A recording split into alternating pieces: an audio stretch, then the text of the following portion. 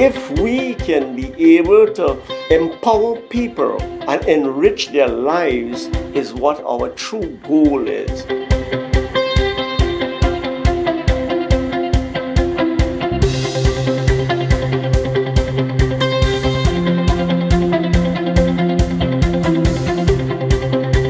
I started the business from a very humble beginning back in 1985, developing solutions for customs brokerage.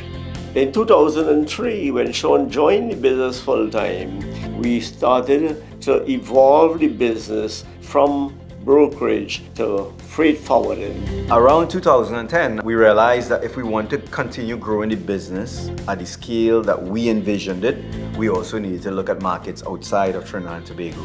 So what we did is that we looked at markets that we thought that there was a high GDP growth potential, because obviously those are the markets where business will be doing well over the next few years.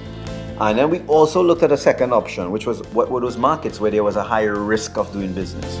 Because what happened is that the GDP potential would grow top line revenue, and the higher risk of doing business would help keep our competitions out. Because we operate in an environment where we are competing with some of the biggest companies in the world for business. So during 2012, we identified 3 markets: Haiti, Guyana, and Suriname.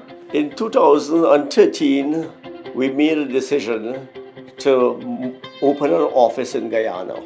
Our aim and objective was to move rice and sugar in bulk from Guyana.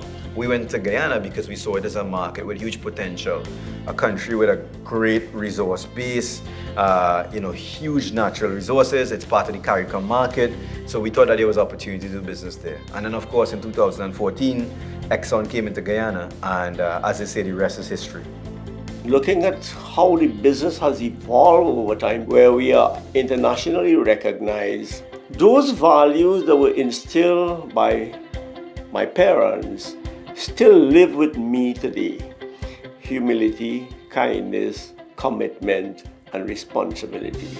Everything that we have with corporate social responsibility has been pushed and driven by our employees. So every summer, we run a 15-day cricket camp, and a few of the national cricketers have been very generous to come and lend their time and support. For the past 4 years, we have had a Christmas event, Kids Christmas Tree, that has continued to grow. Very recently to us, a big part of our program is helping kids get to school, right? And that may sound very trivial, but through education is the only way we're going to get out of the poverty circle.